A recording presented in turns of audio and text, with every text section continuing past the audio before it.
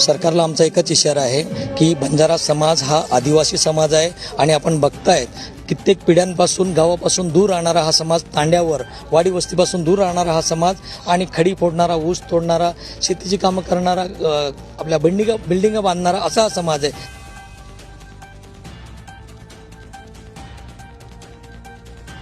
समाज आहे, कष्टकरी समाज आहे, परंतु या समाजाला शैक्षणिक, राजकीय आणि सर्व प्रकारच्या आरक्षणापासून सरकारने दूर ठेवलेलं आहे.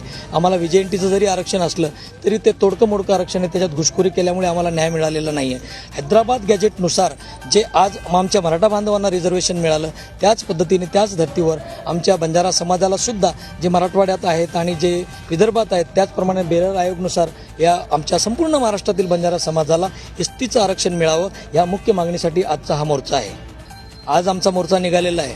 आज आम्ही इथं जळगावला आपण बघितलं की लाखोंच्या संख्येने आलेले, पूर्ण महाराष्ट्रात असेच आलेलं आहे. परंतु याच्या पुढेही सरकार जर दखल घेत नसेल तर बंजारा समाज रस्त्यावर उतरणार आणि पुढे भवितव्यात काही घडलं तरी ह्या समाजाची जी ताकद आहे आपण बघितलेली आहे त्याला संपूर्णपणे सरकार जबाबदार राहील. आगामी निवडणुका येऊन घातलेला आहे, निवडणुकीत काय निर्णय असेल? जो बंजारों की बात करेगा वो राज करेगा.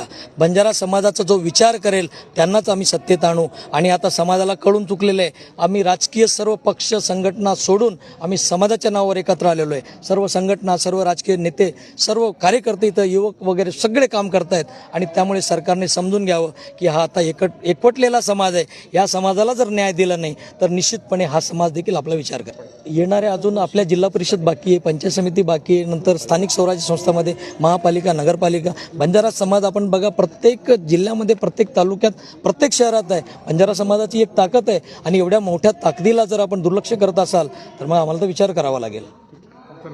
आत्माराम जाधव, राष्ट्रीय अध्यक्ष, राष्ट्रीय बंजारा टायगर्स आणि सदस्य, आरक्षण कृती समिती, जळगाव.